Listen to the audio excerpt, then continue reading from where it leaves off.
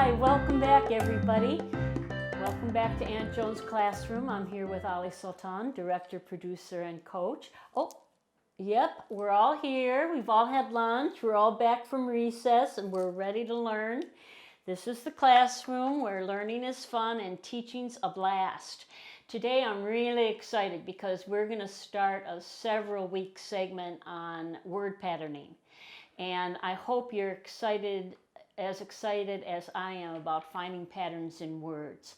Now, nothing will ever substitute reading from a book. But when you learn word patterns, you'll find so many more ways to enjoy books.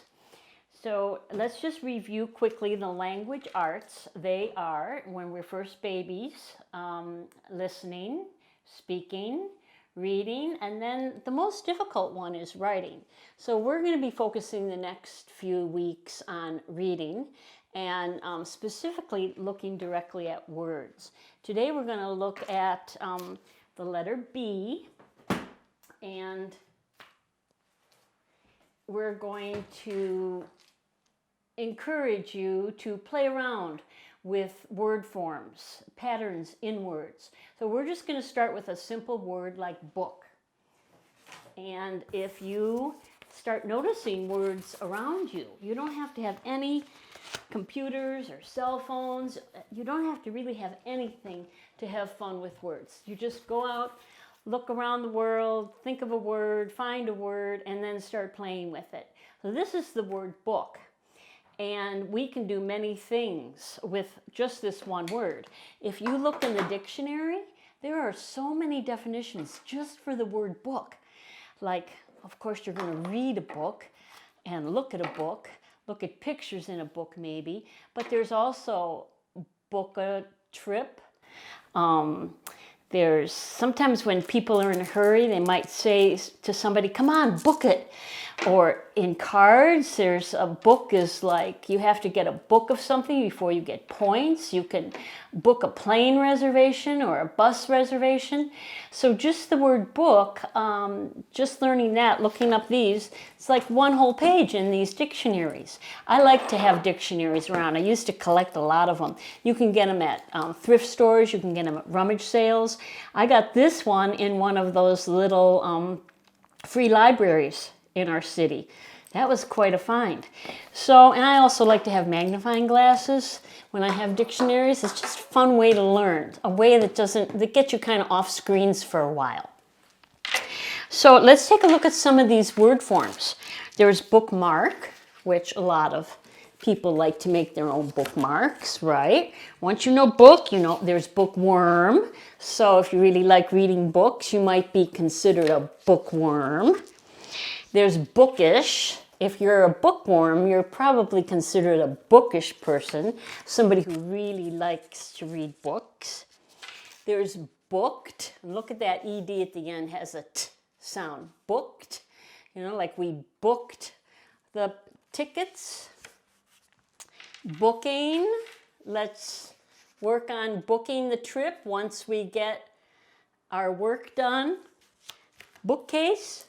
So play around with all kinds of, we call these word forms. It'll really increase your vocabulary. And again, it's not going to be a substitute for reading whole books, but it'll get you more interested in books, and you'll see that there are thousands of forms for every word. That's what's so great about English, that you can take one little word and make many, many words.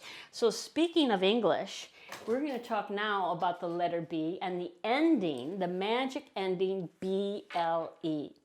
A lot of people I've worked with, a lot of students I've worked with have been confused about some words that are longer than others, but once you learn things like endings, you'll see that it's much easier to read words. Like for instance, the word, I don't think I have it on here, but the word trouble.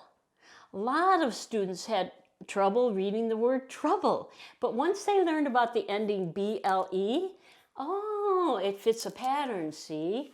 So we got bubble, tumble, vegetable, terrible, possible, capable. I did look on the computer today, and the computer on the dictionary had almost 30 3,400. 3,400 words that end in BLE. Imagine if you just learned the ending BLE, you'd have a vocabulary of 3,000 words. That's pretty good. Here's some interesting variations of the BLE ending. Here's cable, table, noble, and fable. And these are what we call open syllables. So if it's open and then the BLE, like there's no consonant here, then that letter says its name. Fable, noble, table, cable. That's just something you'll learn over time, right? There are always exceptions. For instance, the word label is not BLE, it's BEL, but it's pronounced the same, so you'll get the hang of it once you see a lot of words. The thing about exceptions is you have to remember it's NBD, no big deal. The reason why we have exceptions in English is because our wonderful language comes from so many different parts of the world, and depending on what part of the world the word comes from, the spelling can be different.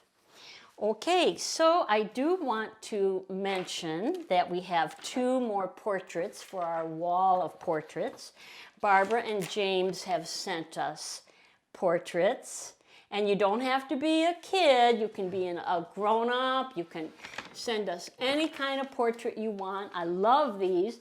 Look at that starry sweater she put on herself. And James, even though he's 9 years old, he wanted to put a mustache on himself, so he did that. So send it in, no matter what age you are. We really want portraits on our wall. Okay, so we do have good news that we wanted to share in the classroom here. And here's our good news. You, our subscribers, have increased our memberships. So we started out way in, oh my goodness, we were in December. December 10th, we had 14 subscribers. And because you shared the videos and asked your friends to subscribe, we're now up to 23 subscribers. And if each one of those 23 asked another friend to subscribe, well, you figure that out. How many would we have then? So that's kind of fun.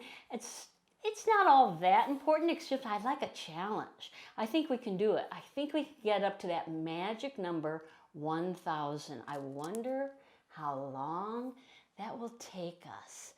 So do you have to be a kid to subscribe? No. Do you have to be a parent to subscribe? No. You just have to be somebody who loves learning and loves teaching. And that's pretty much everybody. So share, like, subscribe, and we'll see you next time. Thanks. Bye.